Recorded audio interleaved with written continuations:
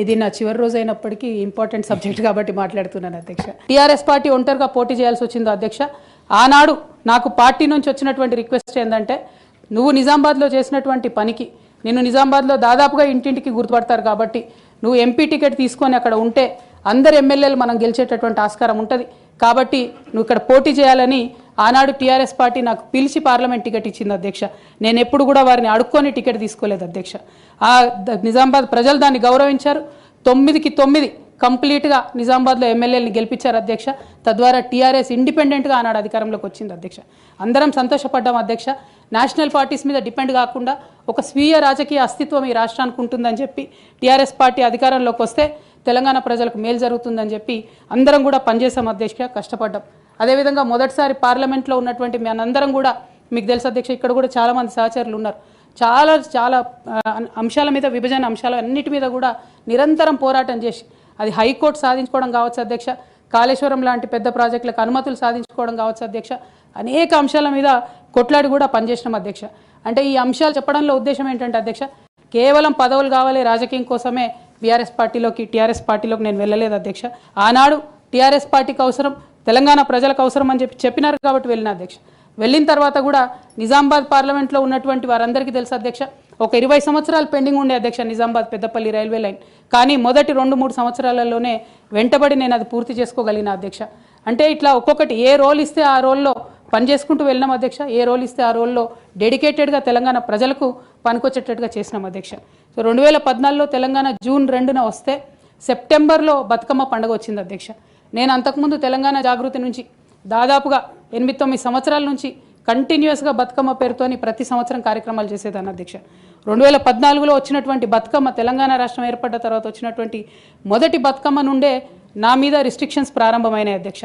Political పార్టీలో ఒక వ్యక్తిని స్వేచ్ఛను ఎట్లా హరిస్తారని చెప్పడానికే ఎగ్జాంపుల్ చెప్తా ఉన్నాను అధ్యక్ష. ఇక్కడ పర్సనల్ ఇష్యూస్ మాట్లాడకుండా నేను రూల్ పొజిషనే కోట్ చేసి మాట్లాడతాను అధ్యక్ష. Section 29A of representation of peoples act ఉంటుంది అధ్యక్ష. It is a statutory obligation for political parties to follow democratic norms. అంటే ఒక వ్యక్తి ఒక పార్టీలో చేరాడంటే ఆ వ్యక్తి యొక్క భావజాలాన్ని కానీ, ఆ వ్యక్తి యొక్క భావ ప్రకటన స్వేచ్ఛను కానీ ఆ పొలిటికల్ పార్టీస్ హరించడానికి లేదు అధ్యక్ష. నేను గత 8 సంవత్సరాలుగా ఇండిపెండెంట్గా ఒక వ్యక్తిగా సంస్థ నడుపుతూ చేస్తున్నటువంటి ప్రయత్నాలని అడ్డుకట్ట వేయడానికి మొదటి రోజు నుంచే ప్రయత్నం జరిగింది అధ్యక్ష.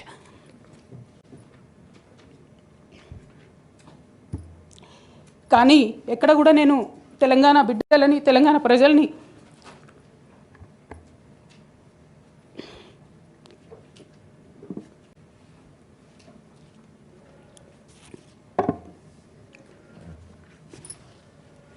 వాళ్ళను డిసప్పాయింట్ చేయదు కాబట్టి నవ్వుతూ పనిచేస్తూ వెళ్ళిపోయిన అధ్యక్ష. ఇప్పుడు నా దగ్గరికి ఎప్పుడు పెద్దవాళ్ళు, పైరవికారులు, కాంట్రాక్టర్లు ఎవరు రాలేదు అధ్యక్ష. నేను ఎప్పుడు కూడా పేద ప్రజల మధ్యలోనే ఉండి పనిచేస్తున్నాను అధ్యక్ష.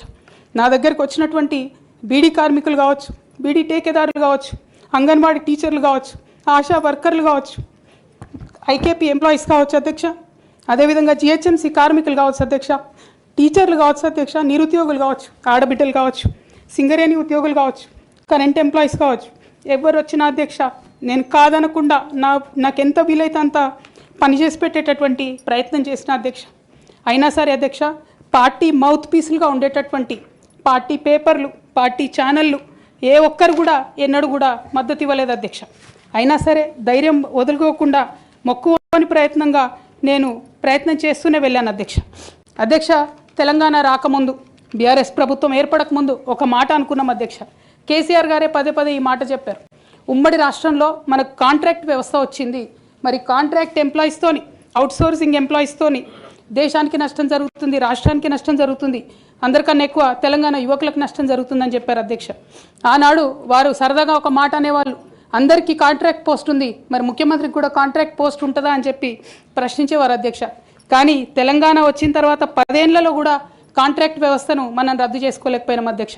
అది కాకుండా అవుట్సోర్సింగ్ ఎంప్లాయీస్, అవుట్సోర్సింగ్ వ్యవస్థను పెంచి పోసిపోయినాం అధ్యక్ష. బాధతో, చాలా ఆవేదనతో నేను ఈ మాటలు చెప్తా ఉన్నా అధ్యక్ష.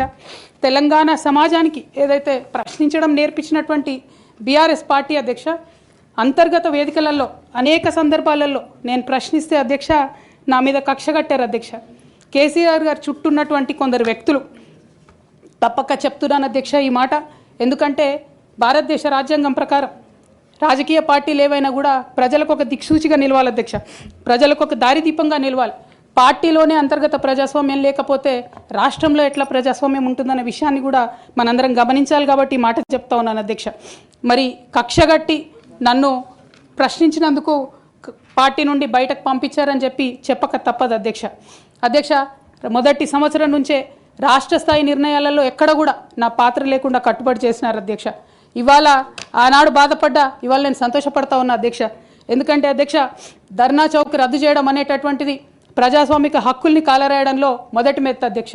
ఆనాడు ఇంటర్నల్గా ఎంత ప్రొటెస్ట్ చేసినా కూడా రాష్ట్రం వచ్చింది, ఇప్పుడు ధర్నాలు ఎందుకు, దరఖాస్తులు లేవు, ధర్నాలు లేవు, అన్ని పనులు చేసి పెడతామని చెప్పుకుంటూ వెళ్ళడం జరిగింది అధ్యక్ష. అట్లానే రైతులకు జరిగినటువంటి అక్రమ అరెస్టులు అధ్యక్ష, ఇవాళ ఒక్కొక్క దగ్గర నుంచి రైతులు మాట్లాడుతూ ఉంటే బాధ తట్టుకోలేకపోతున్నాం అధ్యక్ష. అదేవిధంగా పార్టీలో జరుగుతున్నటువంటి అవినీతి అధ్యక్ష, ప్రభుత్వంలో జరుగుతున్నటువంటి అవినీతిని ఎప్పటికప్పుడు నేను వారి దృష్టికి తీసుకెళ్లడం జరిగింది అధ్యక్ష. అమరజ్యోతి నుంచి మొదలు పెట్టుకుంటే అధ్యక్ష, అంబేద్కర్ విగ్రహం దగ్గర నుంచి మొదలు పెట్టుకుంటే అధ్యక్ష, సెక్రటేరియట్ నుంచి మొదలు పెట్టుకుంటే అధ్యక్ష, కలెక్టరేట్లలో కూడా తీరని అవినీతి జరిగిన మాట ముమ్మాటికి వాస్తవం అధ్యక్ష.